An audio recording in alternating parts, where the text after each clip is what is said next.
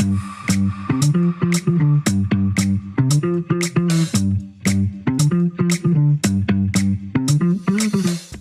next session brings us together with youth and youth-focused organizations such as Save the Children and Children in All Policies to celebrate their ideas, the approaches and methods they use, and their actions in their local communities. I'm going to hand the mic over now to Edward Stevenette, Project Manager at the LearningPlanet Alliance, to introduce his guests and to continue to explore youth empowerment and well-being at the festival. Ed, welcome to LPTV and over to you. Thanks so much, Chris. It's such a pleasure to be here today and to moderate this exploring youth empowerment and well-being. So for us at Learning, co-construction and empowering them are really core sense for building tomorrow. Into a bit of a that's better. There we go. So we've just heading club, the former Prime Minister of New Zealand said that 1,700 to 19-year-olds experience an disorder globally. However, for us, we want to use the question here towards solution as well. We want to celebrate the years for coping in the world, where 1.2 billion adults and youth get disorders can really flourish and have the need to shape the world we see today. This is a really cool work we're doing at LearningPlanet Alliance. We discovered throughout the Christmas said through interviews, notably youth who make up those communities. So we're delighted to introduce two of them today as speakers. Firstly, Raven from the Philippines. She is dedicated to school life and volunteers to promoting well-being, rights, and education of Filipino children and families. She now represents the sector in global alliances, advisory groups, and conferences, and really her activities include children's rights, youth empowerment, and progressive education. We're also joined by Tim Ogalo from who's leading for the JZN organization and is also part of the LearningPlanet Youth Council, looking at supporting globally and connecting as game changers. Lastly, we're joined by a global leader in youth wellbeing, research, and activist advocacy.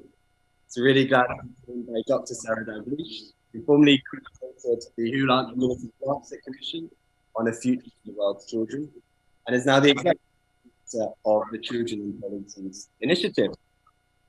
And I think we'll review somewhere 18 months ago, we partnered with CAP 2030 and Catalyst 2030 to set up a community practice connecting organizations supporting young game changers, the youth empowerment. And a question for you, what does well-being mean to you in your work in young game changers?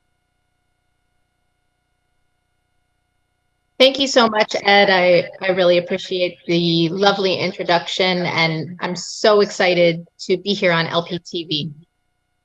As you said, I'm Executive Director of Children in All Policies 2030, or CAP 2030, and we promote children's and adolescents' rights and protect their health through science, advocacy, and coalition building. I'm really excited to speak to our other panelists today and to our audience about our experiences with youth empowerment and well-being. Just as a bit of background, our work started with the WHO UNICEF Lancet Commission report. So this was a scientific report with public health scientists and experts on child health from all around the world. And we worked together for years to try to understand what was most important for children's health and well-being, including their mental health, which is a huge issue these days. We talked to these top experts, but we also knew that we had to go to the source and speak to children and young people themselves about their priorities, because otherwise our report wouldn't have much meaning. So we spoke with some disabled adolescents in Nigeria. We spoke with refugee children in Lebanon, We spoke with young people in poor neighborhoods in Argentina. We spoke with indigenous children in New Zealand. And what was really interesting is that despite their very different backgrounds, their priorities were remarkably similar. They all valued school and education. That came out across the board. They also cared about family togetherness, clean environments, safety from violence, and access to culture. So what I thought was really interesting is that these children and young people had the right values. And I think it would be really important, and the whole commission did, to translate these values into policy and into power in policy making. So we started our work at CAP 2030 2 years ago with the goal of implementing the recommendations of this report. And of course, that's just when the magnitude of the COVID-19 pandemic was becoming clear. And since then, we've understood how the pandemic has affected young people's health, their schooling, their ability to socialize, all of which are critical for their well-being and their development. And we've seen, as a result of a major mental health crisis among young people and adolescents. I think it's been really tough for a lot of young people. But even before the pandemic arrived, we already knew that children were facing huge challenges in terms of their well-being. In terms of the World Health Organization, according to the World Health Organization, 1 in 7 10 to 19-year-olds experiences a mental disorder. So depression, anxiety, and behavioral disorders are among the leading causes of illness and disability among adolescents. That is just the baseline before major threats like COVID and the climate emergency. Of course, the climate crisis poses an existential threat to the future of children and young people, and it's already damaging their health and well-being today. In fact, a recent global survey of 10,000 young people across 10 countries found that almost 60% were extremely worried about climate change. And over 75% stated that because of climate change, the future is frightening. So this is a baseline. We have a climate emergency. We have a mental health crisis that's compounded by COVID. But as Ed said in his introduction, we're here to talk about positive solutions. And there's so much that can be done when we empower children and young people to participate in decision making. So let me just tell you a little bit about what we've learned at CAP 2030 from both a scientific and a practical standpoint about how getting children and young people involved in policy making can make things so much better. The first thing I want to say is that children and young people have a right to participate in decision making in areas of life that affects them. And it's not just me saying that. This right is codified in the United Nations Convention on the Rights of the Child. This is ratified by all countries in the world, unfortunately, except for my own country, the United States. But regardless, it is the world's most widely ratified human rights treaty. So children and young people have a right to participate in decisions that affect them. We also know from research on policy that participatory policymaking, that's when you involve the people who are meant to benefit, and it's not just politicians who make all the decisions, that can improve understanding of the policy problem. It can create greater accountability, legitimacy, and trust, and it can lead to more effective implementation. So it's a good thing to involve the people who are affected, including children, in policymaking processes. Our experiences in several countries have shown that children can meaningfully participate in analyzing policy problems and designing solutions. So let me give you a few examples from our work globally. In Ghana, an art competition was organized for children and young people to provide creative input into national policymaking processes. And it was presented at a conference attended by top policymakers across sectors. In Nepal, adolescents collected data on climate risks, so things like landslides, crop failures, and drought, using open access apps on tablets. And then they analyzed the data for presentation to policymakers. Let me give another example from global level, because policy is also made in international spheres like the United Nations. So right now we're creating a youth advisory board to feed into UN policy frameworks on the topic of harmful marketing to children. Basically the ads you see on your phone and on social media, which can be invasive, steal your data, and try to sell you harmful products. If anyone listening today is interested in getting involved and learning more, you can join our session at noon tomorrow, European time. So these are just a few examples of our work, and I'm sure our other panelists will be able to share even better ones.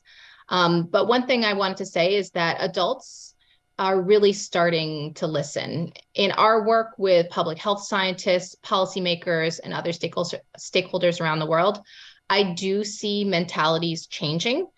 It's not automatic. It requires a push from all of us, but adults are starting to understand that we need to work with and listen to children and youth, and that we can't actually do it without their active input and collaboration. So that really gives me hope.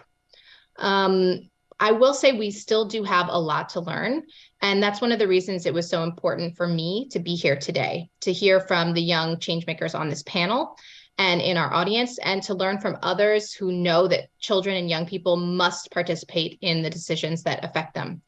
And that's why I'm so excited to hear from the youth who are such active participants in the Learning Planet Festival and who can really help lead us into the future we all deserve. And I'm proud to be part of this global community that's learning to take care of ourselves, each other, and the planet. So thank you so much to all of you in advance for your creative and collaborative ideas.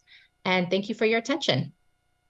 Thanks so much, Sarah. Yeah, and indeed, I think your work with CAP and more broadly as well has always placed, this building meaningful partnership across youth networks, youth organizations for policy, for support, for advocacy, for young game changers and for youth health particularly. It's always been at the forefront, and thanks so much for your role and your push towards that too. As said, it's an opportunity in this session this morning to hear from some amazing youth, young game changers, two of which that make up the Learning Planet Youth Fellows community.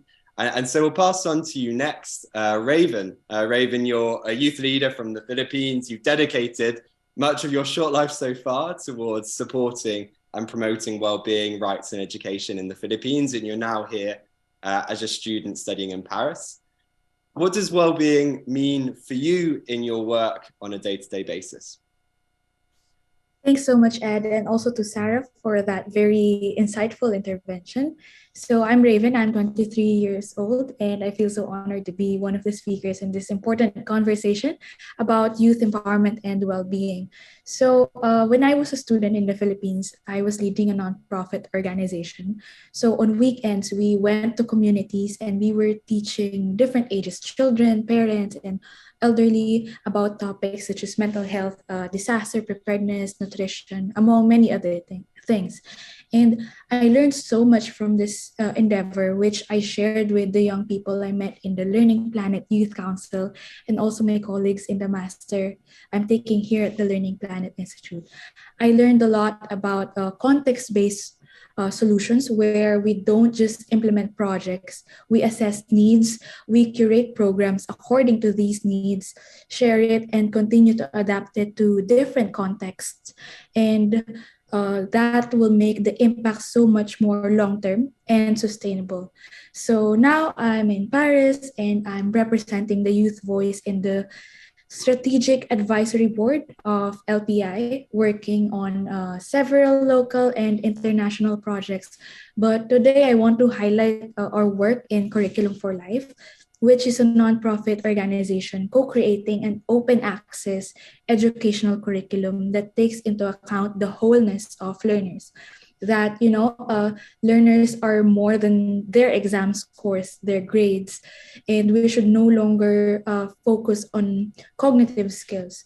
So yeah, we are co-creating this curriculum with learners, parents, teachers, and thought leaders alike. So to summarize my point, I believe that well-being should be holistic, not just physical, but also mental, like what Sarah highlighted earlier, social, etc.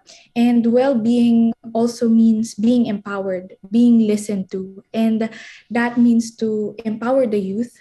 They or we should be having a voice on important issues, especially on matters that could affect our future, like education, health, rights, policies on environment, among many other things. Thanks so much, Raven. Yeah, and I think you have really presented this and proved this in your work. The diversity of the initiatives that you're involved with, I think really pushes and makes that case for how we need to have an integrated look at supporting the well-being of youth, both in terms of our projects, in terms of the education that we are delivering and creating. And I think you really reflect that in your work as well. So thanks so much for sharing that. Tom, over to you. In your work, you again as well have many different hats across well-being, supporting and bringing people as well out of poverty as well, supporting girls' education. What does well-being mean and how does it function in your work in Kenya? Hello, Jambo. It's quite an honor being part of this conversation and also just listening from Sarah and Raven. And also thanks for the nice introduction, Edward. Practically, well-being at a personal level and at an organizational level that I represent is just being able to provide a safe space. And in the process of us providing these safe spaces, then believe that every young person can be able to realize their full potentials. So as we create these safe spaces, we try to ensure that every young person is able to get a skill or a skill set for them to be empowered. And in the process of this, also ensure that we provide them with a platform for them to also go teach or empower other people. So it's more of a ripple effect, sort of a system where as we provide you safe space to be able to get empowered and have mental wellness, we expect you to also go out and share the information that you'll be able to learn to other people so that we can be able to have a better world. Thank you. Thanks so much, Tom. Yeah, and I think this ripple effect seems to be coming up as well, that if we can provide that quality education, if we can provide spaces as well for young people to interact, that then the knock-on effect that can have in terms of well-being and flourishing can be so much more as well. Thanks to each of you for your opening words and interventions. Just for the audience as well, you'll see next to your screen on the webpage of the festival the link towards the Discord channel. If you would like to ask any questions of the panel, make your contribution, you'll see that there is a chat that, already in place called Learning to Take Care of Oneself. And so don't hesitate to ask any questions, share your comments, and we'll try to get to them before the end of the session as well. We'll go on though to the next question that we have, which is very much centered around co-construction. So where co-construction comes in to work supporting young people to thrive. And Sarah, you know the Human Rights Commission report pushes for governments to harness coalitions across sectors, to really push and overcome ecological and commercial pressures and supporting and ensuring children receive their rights and entitlement and have strong well-being. For you in your work, where does co-construction across the board come in to helping young people to thrive? Yeah, thank you, Ed. I think that's a really critical question. And it's not an easy one. As our report said, we are entering a new phase in human history, really. People have called it the Anthropocene, basically the first era of history where humans are having an impact on the environment. And it just means the challenges that we're facing are incredibly poignant and incredibly different than they have been before. So what we really talked about in our report is that we needed a new model. We need to do something different because what we're doing right now is not working. And that's how we got into the situation that we're in today with climate change.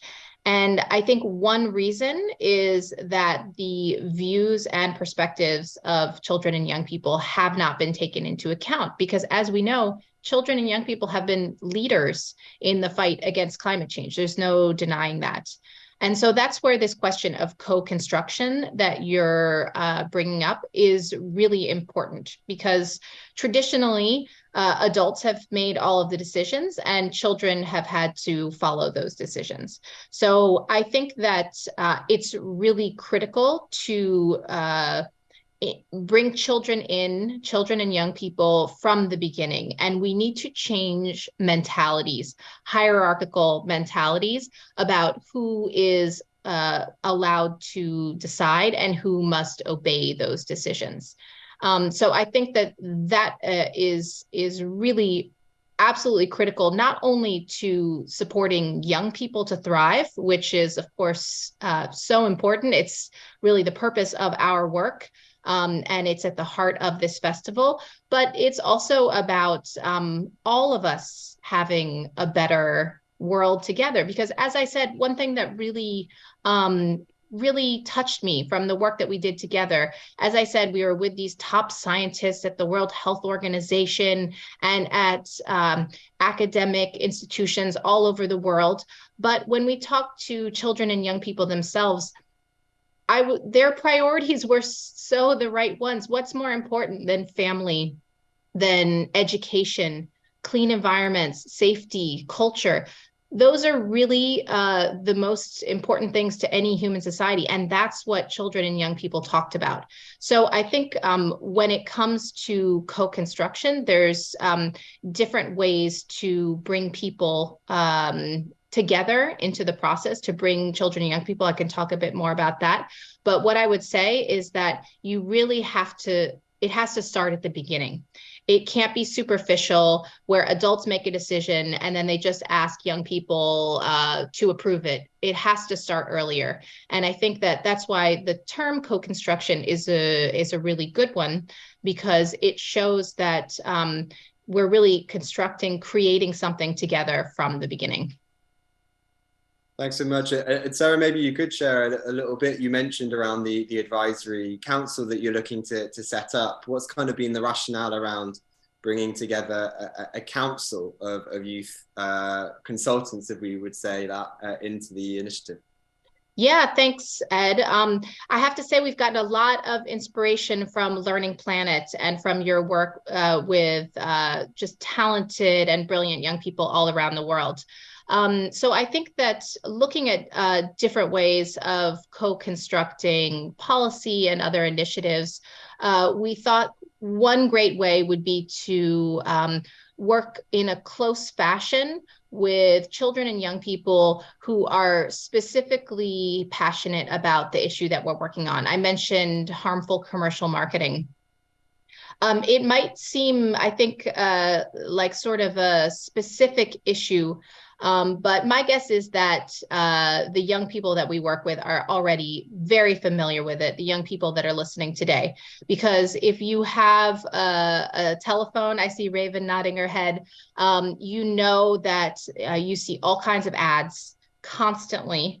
And those are targeted ads. There is an estimate by the time a child reaches the age of 13, they have over 70 million data points collected on them by marketers around the world. So commercial marketers are really, these are big, profitable companies. They make a lot of money off of targeting young people with ads for things that can really harm their health. But you weren't asking about commercial marketing. You were asking about the advisory council. Basically, I think that children and young people are the experts here. And so when you talk about where some of these policies and decisions are made, whether it's at the United Nations, in assemblies that take place in Geneva or New York, or whether it's in the capital cities by national governments, children and young people are not in those spaces. And yet they're the experts on the topic. And so our idea was bringing together a group of children and young people who are going to be able to advise every step of the way as we get started on this international process. So I think that that's going to be a really great way to get input. One thing I will say that I think it's important to consider is that not all children and young people are able to participate in an advisory council. Some of them, most of our work is in English, like we're speaking English today, but not all children speak English. Not all children have a phone. Or not all children have access to internet. Some children, unfortunately, are working and they don't have time to participate in these processes. They might live in a rural area. They might have caring duties. They might be disabled and not be able to participate in a meeting because they might have a disability that prevents that. So all of those children and young people, their views are equally as important. So I think it's important to say that when you have an advisory board that can provide really critical input from engaged, intelligent young people, but it's also important to look to other ways, whether that is having discussion groups or whether it is reaching out on social media or through schools. So it's making sure that we have an inclusive group of young people and not just those who are sort of most able to participate is also important. Thanks so much, Shara. And I'm glad actually that you did mention this, the harmful commercial marketing group as well, because I think that's something that I've gathered as well from CAP Initiative as well, is not being afraid to focus on quite specific core topics and trusting that there's real expertise and insight there, and that not everything needs to be catch-all, but that we can get into the heart of issues and that there really is the expertise there as well, while knowing that, and I think we can hear a bit more about this now, that there have to be lots of ways in which we can provide space as well to bring in the thoughts and the views of those that might not have access to these conversations on a regular basis. So I fully agree with that. Raven, maybe for you, you spent a year as well in the Youth Council of LearningPlanet, but also in many different kind of collaborative initiatives as well, and that's really at the heart of your work. Where is co-constructing coming in for you on a day-to-day basis when you're looking at youth well-being and empowerment? And I agree with Sarah so much about the importance of treating children as experts, especially on matters that will mainly affect their generation, our generation, and making more inclusive youth spaces. So when we say things such as youth needs to be empowered, climate justice should involve young people, youth needs mental health care, the next question that we should be asking is, how do we do it?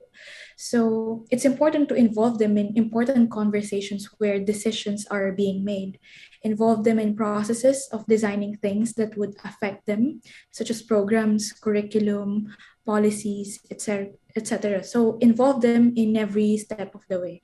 So last month, I attended the World Futures Day conference. And one thing that I heard and has never left my mind once I heard it was this fellow youth leader from Singapore saying, young people are not seat warmers. So we shouldn't just let them speak. We should listen to them and work together with them, with us. So as much as I believe in creating platforms for youth to be at the center, I believe it's also necessary that more concretely, we do something about what we young people are speaking about. So to me, this is co-construction, involving young people in every step of the way. Thanks so much, Raven. Yeah, and that quote certainly sticks with me too as well.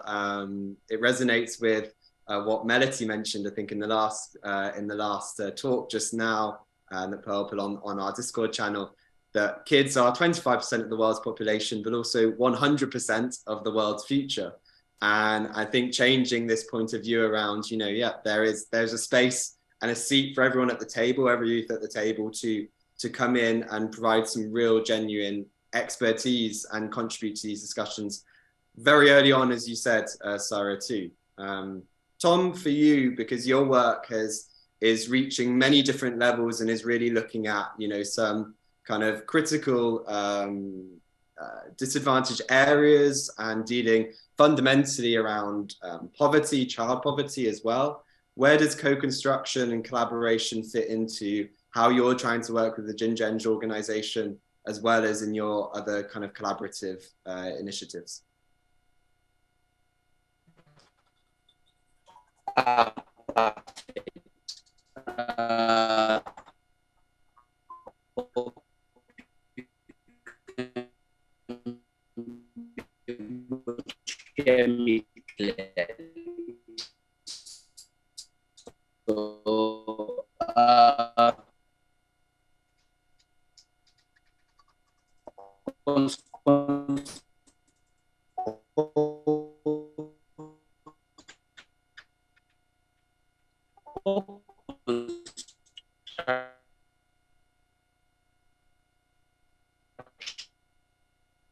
I think, unfortunately, we can't get Tom at the moment. There are a couple of connection issues, but we will certainly come back to you, Tom, as well. And it did work earlier, so we did get many of your points. And I will keep that question on pause for yourself, Tom.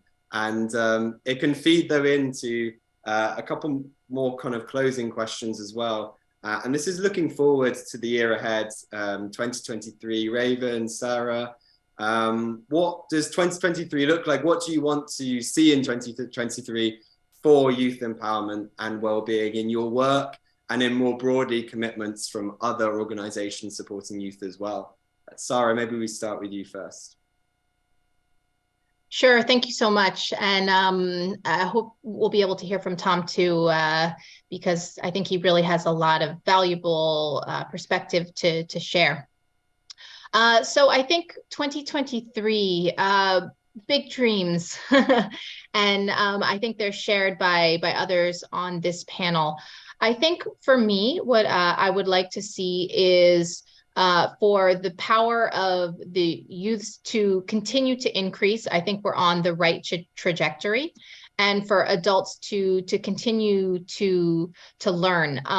As I said, I have really seen a change in my recent years of work that adults are starting to understand that children need to be heard, as Raven said. And that they're not seat warmers. They have something to say, but they need to be heard.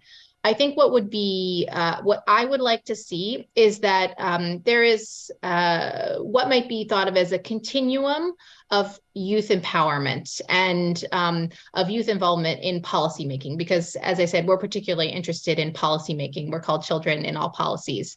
And on one end of the continuum, you have children just being informed of what's going on. They, get to learn about what policymakers are doing, whether it's by radio or websites or newspapers, things like that, maybe an open house, and they get informed.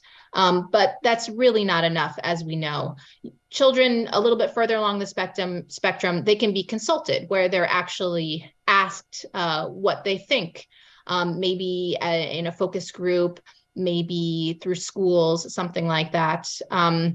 A little bit further along the spectrum is where children are a continual and visible part of the policy process. That means instead of just being consulted once, they actually help. They might be part of an advisory board, as we've discussed.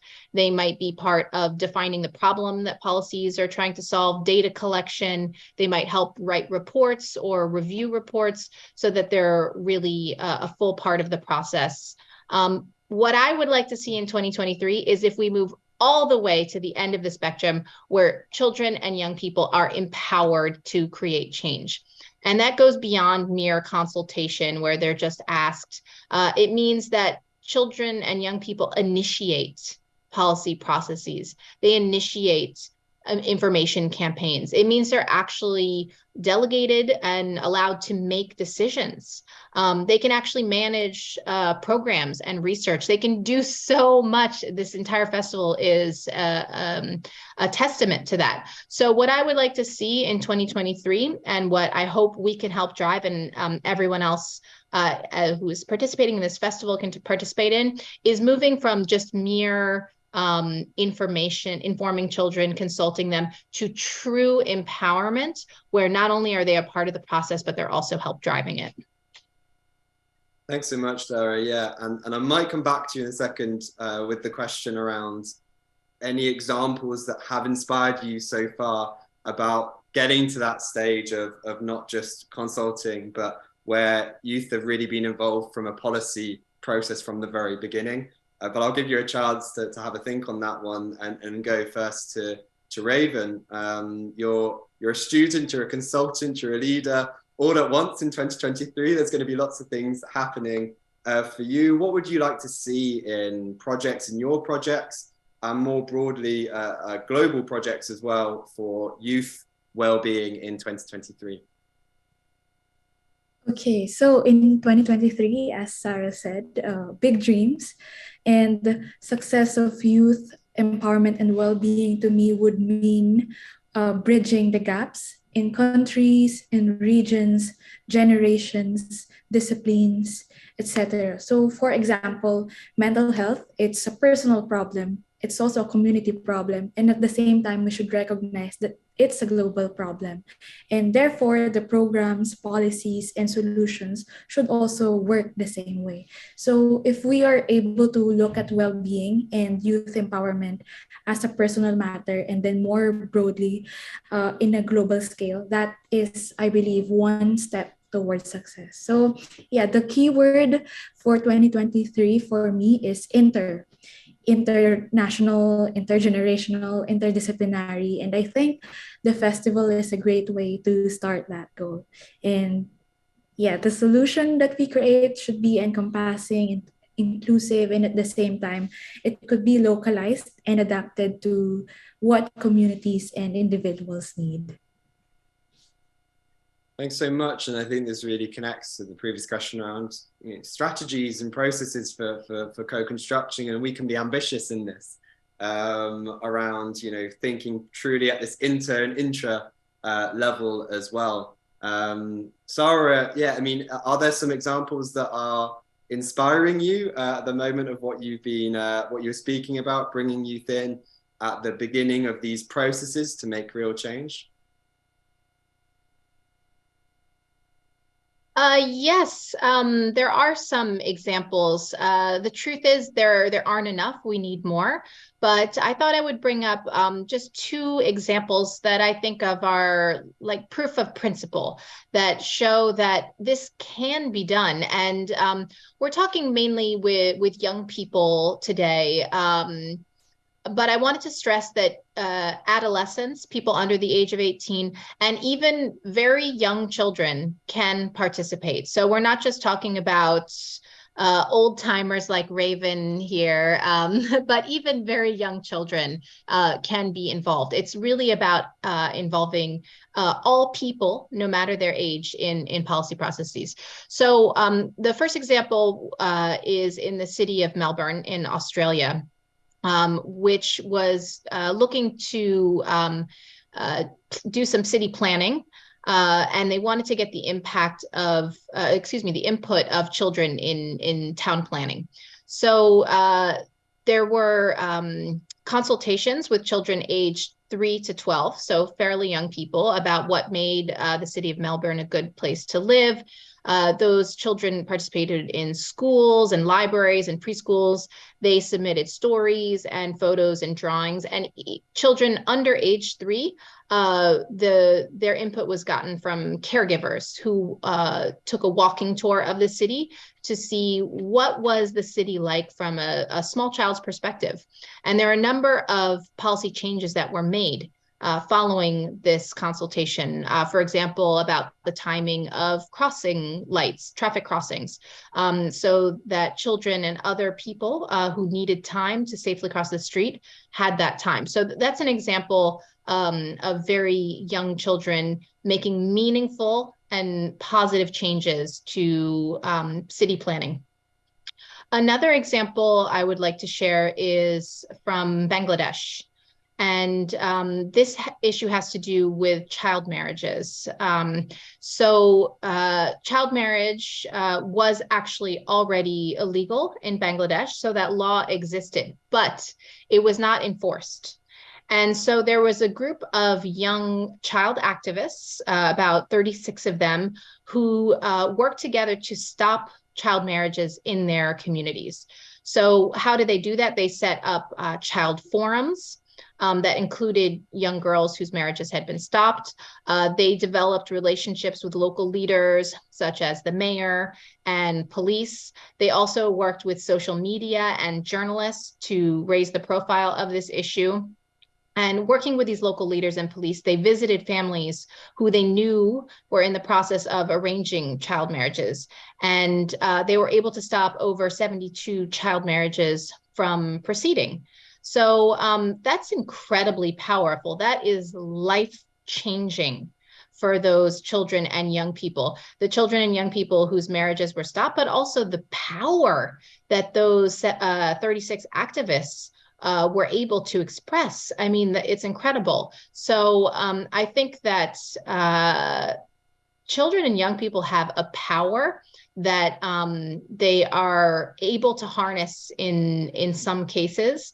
And even when adults resist, they can exercise that power. So I think those are two examples that come to mind that I think are really, really show a lot about how when children and young people are empowered, what kind of positive changes can be made in their own lives, but also in the community.